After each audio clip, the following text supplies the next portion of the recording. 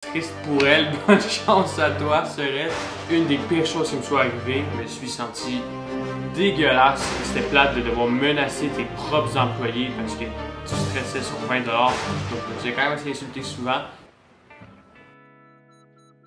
Yo! Dans cette vidéo, on va parler de mon ancienne boss, de mon ancienne situation, mon ancien emploi. Wow! J'ai dit le mot ancien 3 fois en genre 10 secondes. Donc j'ai travaillé là pendant 10 mois, 1 an et il s'est passé des choses extrêmement crunchy. Certaines choses très drôles, certaines choses beaucoup moins. Donc je vous souhaite une excellente vidéo et on commence ça tout de suite. Ciao! Petit débat. Est-ce que vous trouvez que je ressemble à cette personne? Voilà, donc dites-le moi en commentaire. Ça va faire plaisir à l'une de mes anciennes employées. Moi perso, je trouve pas que j'y ressemble, mais tout le monde me dit que oui. Donc vous me le direz. Tout commence en septembre 2021. Ma première journée, ça va commencer à être drôle pour vous et triste pour moi. TV m'a demandé de simplement superviser, de regarder ce que le monde faisait, parler un peu, en apprendre et comprendre un peu les processus. Donc, je n'étais pas vraiment utile à ma première journée, ce qui est normal. Je sais pas pourquoi, mais ma première journée, j'avais un feeling weird. Je veux dire, chaque personne à qui je parlais, j'avais l'impression qu'il était gêné ou désappointé ou pas heureux, tout simplement. Encore une fois, maintenant, je comprends. C'est parce qu'ils détestaient tous Sylvie et avaient très hâte qu'elle parte. Maintenant, on fait un autre saut dans le temps 2 semaines plus tard. 2 semaines plus tard, Sylvie m'annonce qu'elle retourne chez elle, donc elle ne va plus venir au magasin tous les jours. Elle va donc se rendre chez elle en dehors du Québec, donc dans une autre province du Canada, et on va continuer à communiquer et à faire nos meetings hebdomadaires via appel. Tout ça m'amène maintenant à énumérer un tas de choses qui allaient pas du tout pendant cette période-là et aussi que les 3 mois à venir. Vraiment le matériel de travail ainsi que les réparations en magasin. J'avais une carte de crédit de la compagnie que je pouvais utiliser avec un budget de 500$ par mois pour acheter papier de toilette, tout ce qui est outils de travail, ainsi qu'il y a réparation, si on achetait de la peinture ou quoi que ce soit. À plusieurs endroits dans le magasin, il y avait de la peinture totalement à refaire, totalement détruite. Il y avait des bouts de murs détruits, il manquait des vis, il manquait des cadres, il manquait plein de choses. Les réparations, il n'en manquait pas. Tu pouvais rentrer dans le magasin et en nommer 3 en seulement 5 secondes. C'était vraiment le désastre, mais à chaque fois que je faisais une demande, celle-ci était refusée. Donc comme j'ai dit, il y a la peinture, les bouts de mur qui ont été brisés, l'espace pour les clients était brisé, des fois on ne le réparait pas, il y avait des télés, des tablettes, des fils, des speakers, des manettes, des tas de choses qui étaient brisées qu'on ne pouvait pas réparer. À chaque fois, l'excuse était vraiment que c'était notre faute, donc c'était pas à elle d'assumer les coûts, c'était à nous de trouver le moyen de faire en sorte que ça marche, de faire rouler le magasin sans ces choses-là parce que c'était notre faute. Pareil, tout ce qui est consommable, donc autant les batteries, les masques. Oui, les masques, c'est un point important. Elle demandait absolument à avoir des masques noirs non réutilisables. Par contre, elle ne voulait pas les fournir. Donc, au Québec, je ne suis pas 100% sûr, attention, mais au Québec, je pense que les entreprises sont obligées de fournir le masque si on ne peut pas utiliser les masques réutilisables. En plus, elle demandait une couleur spécifique. Donc, ça rentrait dans le code vestimentaire, je crois. Donc, c'était à elle de fournir ça, mais elle voulait rien savoir. Elle a dit que c'était à nous de le payer, un peu comme si c'était un coût pour pouvoir travailler là-bas. Why not?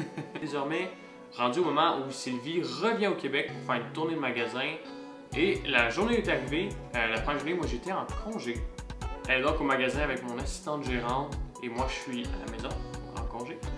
J'ai appris que tout au long de ma carrière là-bas, il n'y a pas une seule journée de congé que j'ai pu ne pas répondre à un texto à chaque jour. Soit elle m'écrivait, soit c'était un employé, principalement à cause de elle. Donc ça aussi, c'était lourd. Elle demande à mon assistante gérante, qu'on va nommer Noémie, pour faire ça simple et efficace. Elle demande à Noémie où est un certain cartable. Ce cartable-là, c'est l'historique de toutes les cartes cadeaux du magasin. Moi, à ma 3e journée environ, Sylvie m'a présenté ce cartable-là.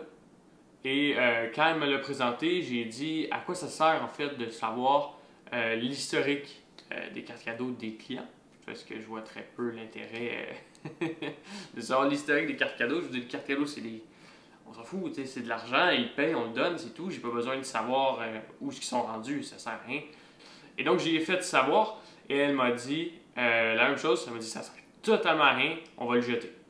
Le lendemain, quand je suis arrivé, elle l'avait jeté. Donc, c'est elle qui l'a fait elle-même. Ce jour-là, elle l'a cherché, elle se rappelait pas qu'elle l'avait jeté. Donc, elle m'a appelé en panique. Elle m'a crié dessus. Elle avait crié sur Noémie juste avant.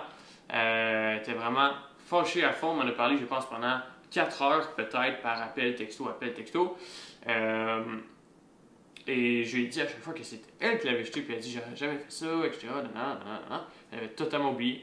Et elle m'a donc blâmé. Et j'ai pris le blanc. J'ai dit que, ben oui, j'avais probablement jeté sans m'en rendre compte, etc. Parce que je voulais juste tourner la page.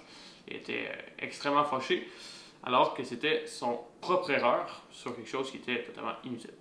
Et durant cet appel, elle m'a dit perdre ce cartable-là, c'est une des pires choses qui me soit arrivées. C'est à mes yeux plus grave que le COVID.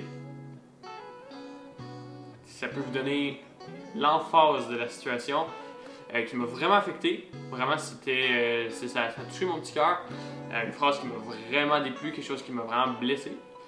Personnellement, j'ai perdu des proches à cause du COVID, un peu comme tout le monde. On a tous vécu ça. Et elle a osé me dire cette phrase-là alors qu'on parle de bout de papier, d'historique de quelque chose qui ne change rien. Quand Sylvie m'a engagé, on s'est entendu sur un certain horaire. Elle m'a simplement dit que les 3 premiers mois, l'horaire allait être différent pour la formation. Que je puisse être là au meilleur moment pour que je devienne le plus fort possible pendant 3 mois. Ce à quoi j'ai accepté, il n'y a pas plus de problème que ça m'a bien plu. Le problème est que, après mes 3 mois, je lui ai dit que désormais je tenais à avoir mon nouvel horaire, qui était un horaire qui me permettait d'avoir des congés en même temps que ma copine, puisque jusqu'à ce jour-là, j'ai pas eu un seul jour de congé avec elle, et elle a refusé, tout simplement parce qu'elle trouvait que c'était inefficace que j'aille ces jours-là, que je dois absolument être là au moment les plus propices pour le magasin. Mais je lui ai dit qu'on s'était déjà entendu sur quelque chose, je ne veux pas revenir là-dessus, tout comme elle l'avait déjà fait sur certains points du contrat. Mais elle tenait son point, elle voulait vraiment pas que je prenne des journées de congé. Donc j'étais vraiment triste. C'était vraiment pas le fun niveau social, au niveau de mon couple, c'était vraiment pas agréable. Mais j'avais pas le choix. Donc je pouvais pas juste dire non. Autre chose, une des pires choses d'ailleurs, quelque chose qui est totalement terrible. Les caisses. La personne responsable des caisses, si à la fin de la soirée, il manquait de l'argent, par exemple qu'on avait reçu pour 1000 $ de clients et qu'à la caisse, on avait reçu 980, donc il manquait 20 $, elle retirait cet argent-là des personnes aux caisses.